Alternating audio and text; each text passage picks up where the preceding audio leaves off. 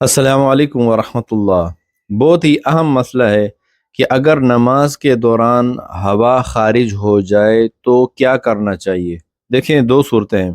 پہلی صورت یہ ہے کہ اگر آپ اکیلے نماز پڑھ رہے ہیں تو آپ کو فوراً چلے جانا ہے وضو کرنے، کیونکہ آپ اگر بغیر وضو کے کھڑے رہیں گے، نماز پڑھتے رہیں گے، رکوع سجدہ کرتے رہیں گے شرم کے مارے، تو یہ جائز نہیں ہے، کیونکہ نماز کے لیے طہارت شرط ہے، وضو باوضو ہونا شرط ہے۔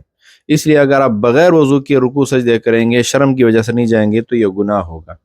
لیکن اگر آپ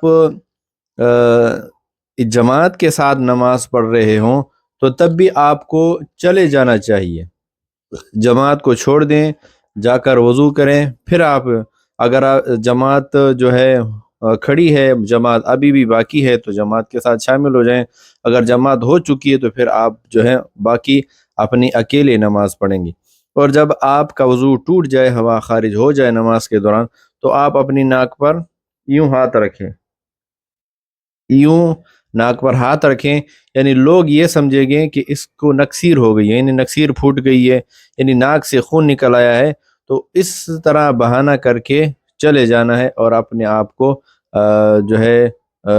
بے عزت ہونے سے بھی انسان اس طرح بچ جاتا ہے۔ ویسے دیکھا جائے تو اس میں بے عزتی والی بات نہیں ہے، انسان کمزور ہو جاتا ہے، لیکن بہتر یہ کہ آپ اپنے ناک پر ہاتھ رکھیں۔